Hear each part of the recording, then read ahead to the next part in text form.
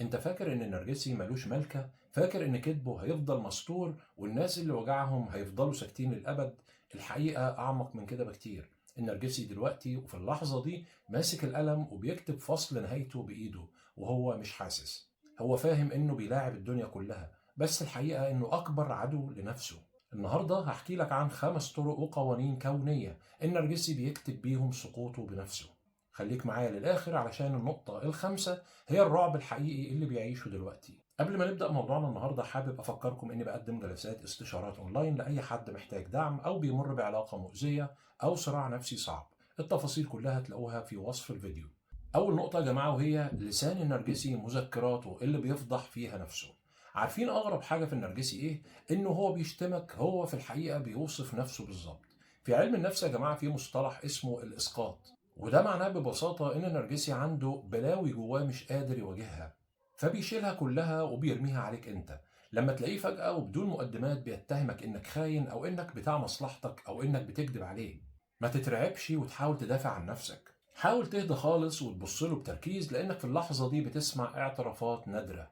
النرجسي هنا يا جماعة بيرسم بورتري لنفسه بلسانه. هو جواه قانون كوني بيقول إن الحقيقة لازم تطلع، وعلشان هو مستحيل يقعد قدام مراية ويعترف بذنبه، فالعقل الباطن عنده بيسرب الحقيقة دي في شكل اتهامات ليك. تخيل معايا كأن النرجسي ماسك كتاب مذكراته السري اللي كاتب فيه كل حاله وألاعيبه وخياناته، وفتحه وبدأ يقرأ منه بصوت عالي. بس الفرق الوحيد إنه فاكر إنه بيقرأ تقرير عنك أنت. مع الوقت أي حد بيفهم في لغة النرجسيين بيبطل يتأثر بكلامهم ويبدأ يحلل الكلام ده. لو قالك أنت أناني، افهم فورا إنه حاسس إن أنانيته انكشفت. لو قالك أنت بتستغلني، يبقى هو دلوقتي بيخطط لاستغلالك.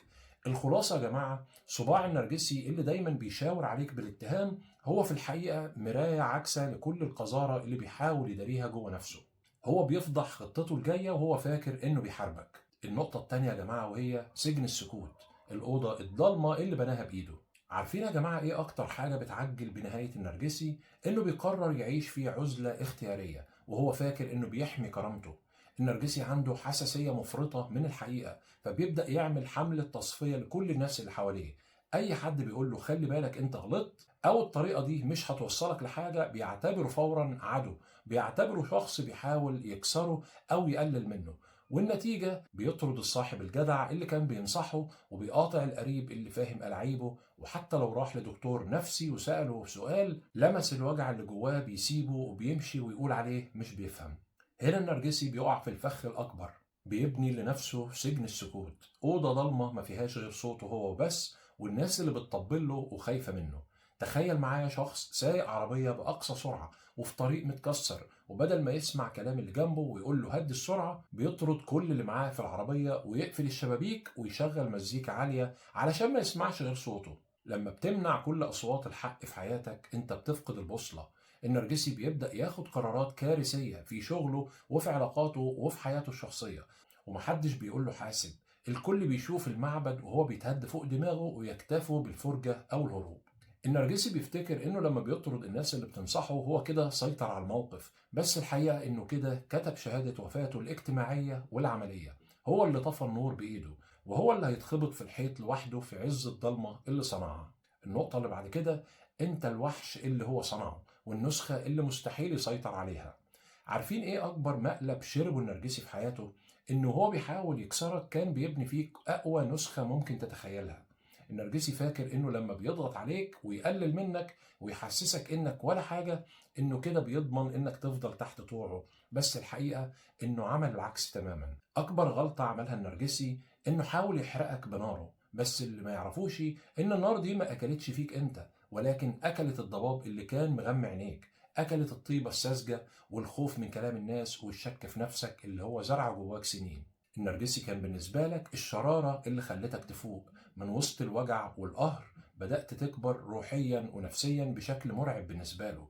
ودلوقتي انت بقيت شخص هو مستحيل يعرف يوصل له تاني، ولا يعرف يسيطر عليه بكلمتين ولا بدموع تماسيح. بص في المراية وشوف النسخة الجديدة منك، النسخة اللي بقت فاهمة الألاعيب، اللي حطت حدود حديدية، اللي ما بقتش تتهز من كلمتين تلقيح أو لو دراع.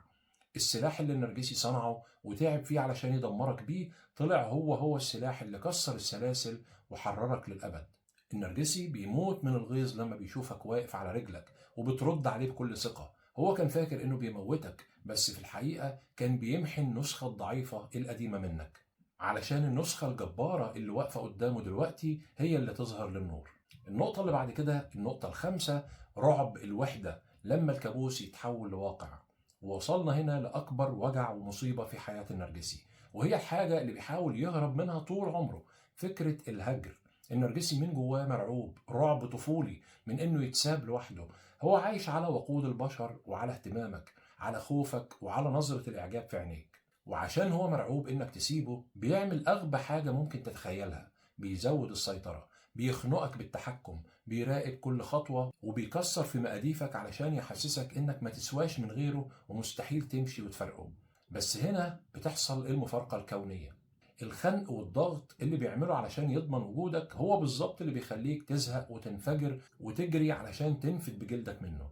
النرجسي بيفضل يشد في الحبل علشان يربطك لحد ما الحبل بيتقطع في ايده ويلاقي نفسه وقع على ظهره. وفي الاخر المشهد النهائي بيبقى عبارة عن أوضة فاضية هو اللي طرد منها كل الناس اللي كانت بتحبه بجد، وهو اللي طفى النور بغروره. بيلف حوالين نفسه يدور على جمهور يسقف لمسرحيته، يدور على ضحية جديدة يمارس عليها دوره، ما يلاقيش غير السكوت، السكوت اللي هو صنعه بإيده. مفيش عقاب أصعب من إن النرجسي يواجه نفسه في مراية مكسورة في بيت ملوش روح، وهو عارف إن كل اللي كانوا حواليه هربوا علشان ينجوا بحياتهم من جحيمه.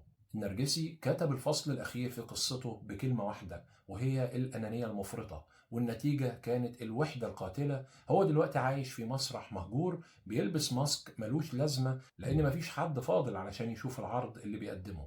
افتكر دايما، انت ما انكسرتش، انت بس استنيت شوية علشان تقوم اقوى بكتير من الاول. الوجع اللي جواك ده مش علامة ضعف، ده اكبر دليل على انك انسان حقيقي وعرفت تحب بجد في مكان كان الحب فيه مجرد سلاح بيتصوب ناحيتك. النرجسي دلوقتي مشغول جدا وهو بيكتب فصل نهايته بايده، فما تضيعش وقتك في الفرجة عليه. انت بقى مهمتك دلوقتي تقوم وتنفض الغبار ده من على كتافك، وتبدأ تبني حياتك وتطلع النسخة اللي هو كان هيموت من الرعب علشان يمنعها تظهر للنور، النسخة اللي مفيش حد يقدر يكسرها تاني. عايز اسمع منكم في التعليقات، هل شفتوا بعينيكم قبل كده نرجسي وهو بيدمر حياته واهم علاقاته بغروره وافعاله؟ احكوا لنا تجاربكم علشان الكل يستفيد.